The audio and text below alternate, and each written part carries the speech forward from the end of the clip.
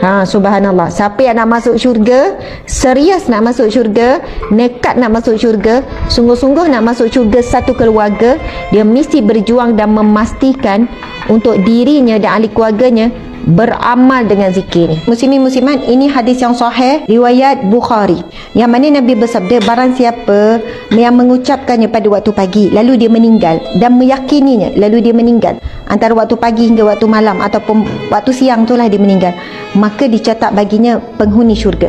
Dan barang siapa yang membacanya pada waktu malam lalu dia meninggal antara waktu malam sehinggalah subuh, sehinggalah siang, nak masuk siang, maka dicatat baginya bakal penghuni syurga. Tapi Nabi sebut perkataan apa tuan-puan sekalian?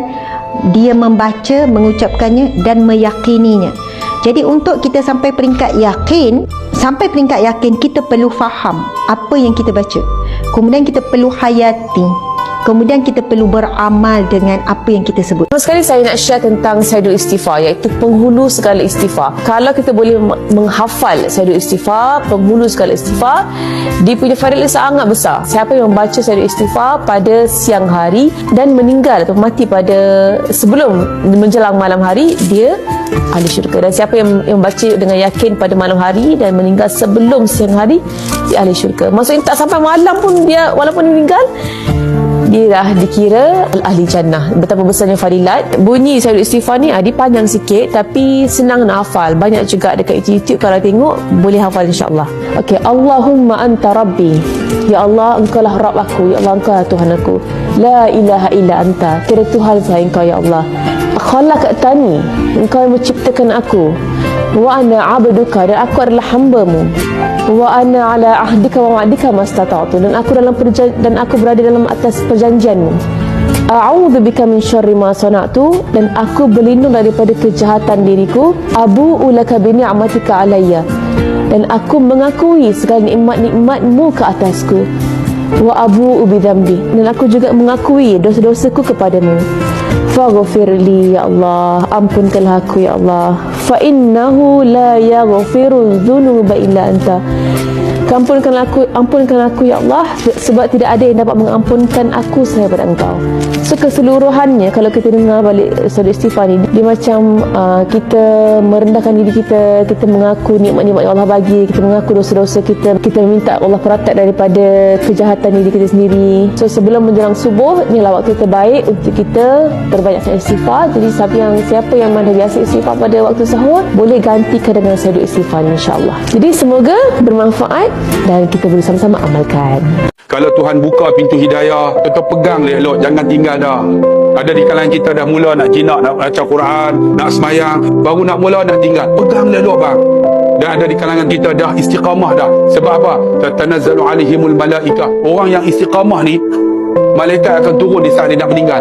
Alla takhafu wa la tahzanu, malaikat akan sebut, jangan takut, jangan susah, kan? Wa abshiru bil jannah, malaikat akan sebut syurga menanti kita. Syarat istiqamah, kena istiqamah berterusan sampai penghujung hayat kita. Kerana apa? Kerana kita tak tahu saat kematian kita. Sebab tu tuan-tuan jangan tinggal tuan-tuan. Apa dia selain daripada astaghfirullahaladzim? Tuan-tuan jangan tinggal apa? Allahumma anta rabbi, la ilaha illa anta khalaqtani wa ana 'abduka wa ana 'ala 'ahdika wa wa'dika mastata'tu. A'udzu bika min syarri ma sana'tu. Abu'u laka bi ni'matika 'alayya wa abu bi dzambi faghfirli fa innahu la yaghfiru dzunuba illa anta. Inilah penghulu segala istighfar. Siapa sebut sekali, setengah ulama kata seperti dia sebut 1000 kali. Istighfar. Tuan-tuan, astaghfirullahaladzim kena sebut 1000 kali. Sebut yang ni macam 1000 kali. Sebab apa? Orang yang istighfar esok di padang mahsyar akan dibentang segala apa kita buat. Tiba-tiba maksiat kita diblank. Kerana apa? Dengan taubat yang kita buat, kita sebut. Sayyidul Istighfar, raja kepada istighfar. Ia melebihi ribuan astaghfirullah. Sebut dia sekalian, iaitu Allahumma anta rabbi, la ilaha illa anta khalaqtani wa ana 'abduka wa ana 'ala 'ahdika wa wa'dika mastata'tu. A'udzu bika min syarri ma sana'ta. Abu'u laka bi ni'matika 'alayya wa abu'u bi dhanbi faghfirli fa innahu la yaghfiru dzunuba illa anta. Makna dia best kan? Allahumma anta rabbi, wahai Tuhan, engkaulah pemilik aku. La ilaha illa anta.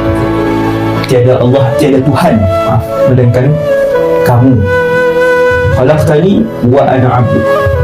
Engkau yang menciptakan aku dan aku ini hamba-Mu. Abu'u laka bi ni'matika 'alayya. Aku mengaku banyak nikmat yang aku dapat dan aku mengaku banyak dosa yang aku buat. Itu maksud dia. Faghfirli. Ampunkanlah aku wahai Allah. Fa innahu, sesungguhnya tiada yang boleh mengampunkan melainkan Allah. La yaghfiru dzunuba illa anta. Saya tahu semua hafal, tapi boleh buat tak? Yang tu lah yang kita nak minta sangat dengan Allah, untuk Tuhan kasih dan selalu memilih kita untuk melakukan ibadat. Penghulu istighfar ni Nabi yang beri keluaran. Maknanya kita biasa astagfirullah, Allah ampun dosa kita sekali. Kata pula astagfirullah, dua dosa Tuhan ampun. Kalau kita nak lebih lagi, astagfirullahalazim, nak lebih lagi, astagfirullahalazim alladzi la ilaha illa huwal hayyul qayyum wa atubu ilaih. Maka Nabi beri kita satu istighfar yang panjang sikit, namanya penghulu segala istighfar. Dan kali baca macam 1000 kali astagfirullahalazim. Nabi pun sebut, Allahumma anta rabbi la ilaha illa anta, anta khalaqtani wa ana 'abduka wa ana ala ahdika wa wa'dika mastata'tu, a'udzu bika min syarri ma sana'tu, abu laka bi ni'matika alayya wa abu bi dzambi faghfirli fa innahu la yaghfiru dzunuba illa anta. Bacalah sama-sama sebelum tidur. Mudah-mudahan kalau kita mati, tidak ada sedikit dosa yang kita bawa ke alam barzakh.